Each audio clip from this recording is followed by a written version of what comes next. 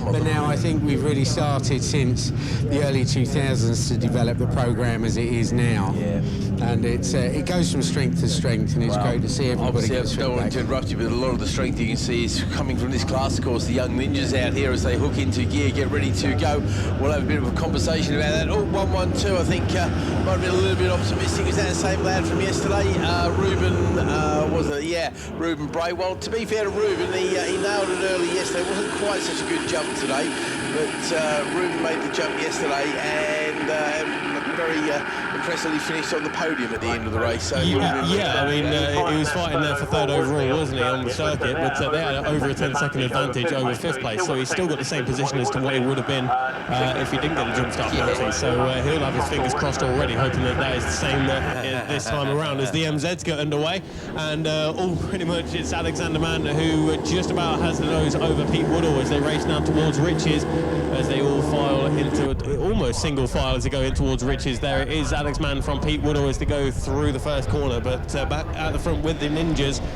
Yeah, the Bagastini's, and I think it might be Hudson Cooper out in front. Yep, certainly is. Hudson Cooper, number 217. He leads from Arnie Carr, number 83. Lewis Jones, number 30, up next. Of course, Lewis is, for the juniors at least, Lewis will be a good guide as well, because he was a former runner-up not only in this championship, but also the British Junior Supersport Championship a few years ago as well. Yep, certainly knows how to pedal these little bikes very effectively indeed. Be interested to see their lap times as well. These guys are quite away from the lap records yesterday because the conditions by the time they got out weren't quite so favourable, but will be interesting to see. Again, these little bikes, they do get very badly affected by the wind, of course. They don't quite have so much rubber on the ground, but the top three definitely nose to tail all the way down the straight. They're trying to play the slipstreaming game as they look to gain every little advantage. Likewise with the MZs, well, certainly for the second, third, fourth, because the leader Alexander Mann has already got a good lead into Hamilton. That's going to be around about 2-3 seconds maybe. Fantastic. What can you see of the ninjas there, mate? Getting anything on the screens? Yeah, well, it looks like as they went in towards segment number 2, it's crediting number 83 Arnie Carr with the race lead, but they threw the right-hander now off the bottom hole and racing towards Corrans, and it's hard to tell from the pictures there, but as we look at it's a breakaway trio.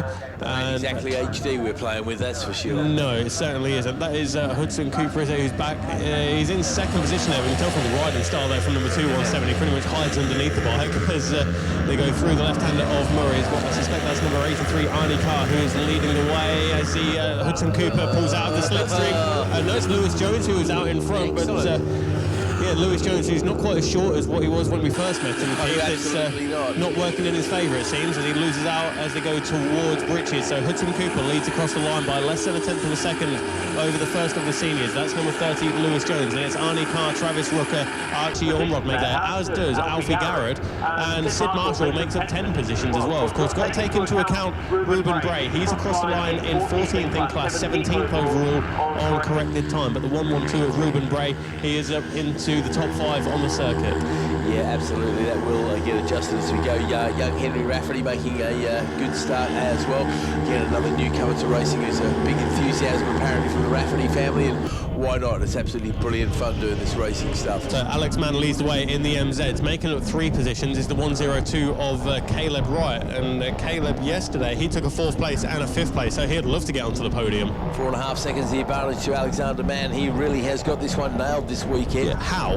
Yeah, I know exactly how is not a bad asked question at all. Maybe some of the others caught a gust of wind or something like that. Got no idea at all.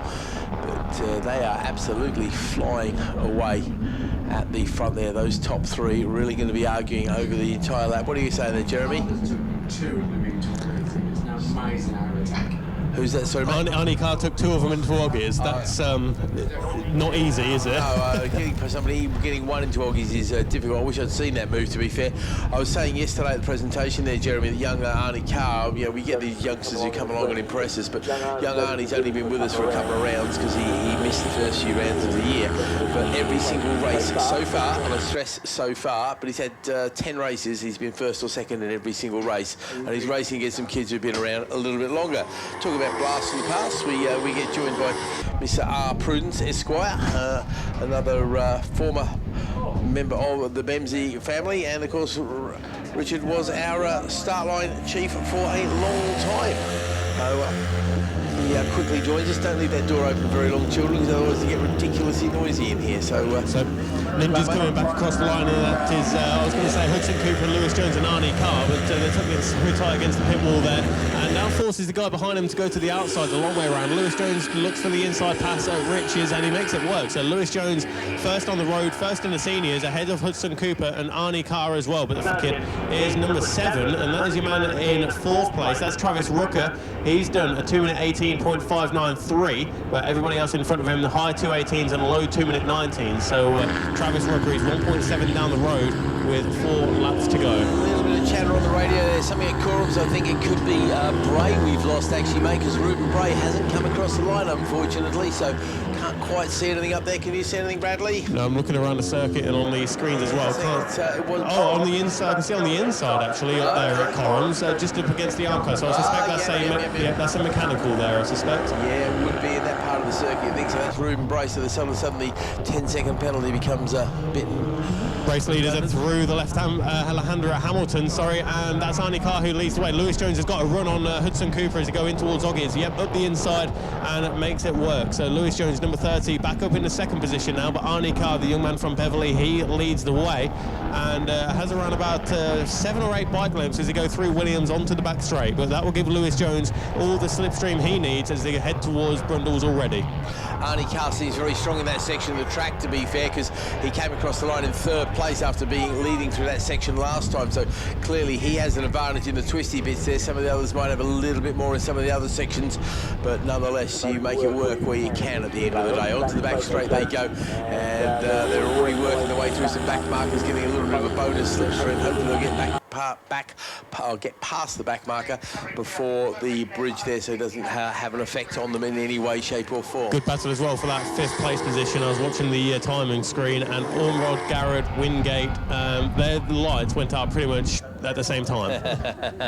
But fastest man in that on the track so far, Travis Rooker, as you mentioned before, but this time it's going to be Arnie Carr who's got the fastest first sector time, so I suspect he's still going to be leading as they come round, but is that a challenge there from Hudson or Lewis? Can't quite tell. It's a blur of colour, isn't it? That's Arnie Carr who led them across the line. Lewis Jones again looking for the inside, as is Hudson Cooper, so a change there for the race lead. Lewis Jones once again takes the lead of the race ahead of Arnie Carr, and Hudson Cooper just holding firm in 3rd position. Travis Rooker up next in 4th, then it's Archie Ormrod in 5th, ahead of Alfie Garrett, Izzy Wingate and Harry Rafferty, who won one of the spot prizes yesterday. He is 7th in class in his first ever ride on the big bike on a big circuit. He's done a really good job, the youngster out there. And I was getting my groups of 3 mixed up. That Garrett, Wingate and Ormrod battle came across the line. As you say, the lights went out at the same time at the back, and they went out pretty similarly as across the front here as well. They're all in the 22s there, so very close indeed. As you say, Carr, it's out in front, and Carr's the first one to turn in a 2:17 second lap. Give you an idea of where we're at as far as the lap records go, though. Ash Barnes 2:13, Phil Atkinson 2:14 in the seniors, so fair way to go before we're worrying about the lap record, but I think the weather conditions, the wind, might not really be in our favour at the moment. What's happening out there into Oggies, mate? Who's leading there? Is it still Arnie? Yeah, so for the first time this race, the same guy who led across the line still leads as they go onto the back straight. They're into the right-hander of Williams now. Arnie Carr, Lewis Jones, Hudson Cooper. That's the top 3. And Travis Rooker will be up next, and Alfie Garrett is through on Archie Ormrod, and is that Harry Rafferty up next? I saw he was side by side with Izzy Wingate, so the triple one of Harry Rafferty, we can spot him from a distance with that bright orange bib ahead of the 125 of Izzy Wingate. So they're around Williams and onto the back straight now. Purple in sector number 1, but only by 2/100ths of a second is Lewis Jones. So through the right-hander of Nelson's, that brings them out onto a short straight in towards the bomb hole, and then we'll pick them up as they come around Corums. But it is Lewis Jones who seems to have the pace at the moment on this lap. He was 2nd across the line. Arnie Carr led them as they went down the back straight, but looking up towards Corums, here they come once again, that leading trio, and that's the Lewis out in front. Is it? It is, yeah. Lewis Jones leads the way from Arnie Carr, and Hudson Cooper there still holding station in 3rd position. Travis Rucker in what has become a relatively lonely 4th place, but still a good result, and that'll be on the podium in the juniors for the Swedish rider. But here they come across the line, 3 abreast, nothing to separate them. And well, it was Lewis Jones and Hudson Cooper, Arnie Carr. That was the order across the line. Hudson Cooper now takes the race lead in towards Riches. Lewis Jones and Arnie Carr, that is your current top 3 at this second. Well, I mean, the 3 of them came across the line, Bradley. They were separated by 0.068, so less than a tenth of a second were separating those 3 bikes over the line. So that could easily change as the next bunch come across the line, and that's Garrett, Ormerod, Rafferty, Wingate, Baker, Barrel, all very close indeed. That's a good little scrap between those 5 bikes, actually. Really are pushing on hard, doing the best they can there, but there's no doubting the pace of the leaders. They're all in the 217s, 217.5, 217.5, 217.7. Really close stuff. Fastest one is Hudson Cooper, but again, this is all subject to change. As far as the MZs go, we are just waiting for them to come round and complete their 4th lap. Last time round, though, it was Alexander Mann, big surprise, leading the way from Chris Kent by 12 seconds. Alexander Mann is already onto the front straight as the 2nd and 3rd place come around the bomb hole on towards Corrams. I don't know how he does it. He always seems to do it here at Snetterton as well. Yeah, he seems to find maybe there's a shortcut that nobody else can see, something like that. But there goes Alexander Mann. We're going to count the fingers on a hand very slowly to get to the gap before the next rider comes across the line in that particular class. It's going to be Chris Kent, I think, but he was very close to Pete Woodall and Chris Rogers last time. Over the line they come, then that's where the real battle is. That's more like an MZ battle, as we see Woodall move into 2nd ahead of Rogers there. Kent gets dropped a little bit, and Caleb Wright is still in next up in that class, 5th in that class. And the other thing he's having is we've got a couple of Carter and Fox. They have come into the pits there. I think we lost Bray, of course, with the incident as well. So a few less bikes than we had at the start there, but definitely at the front of the field. The top 3 there, they all go yellow this time, which is always a surprise. Yeah, they're coming around Corrams now, and that looks as though it's Lewis Jones in 2nd position, just looking out for that Dayglow rear wheel, and that's Arnie Carr in 3rd place.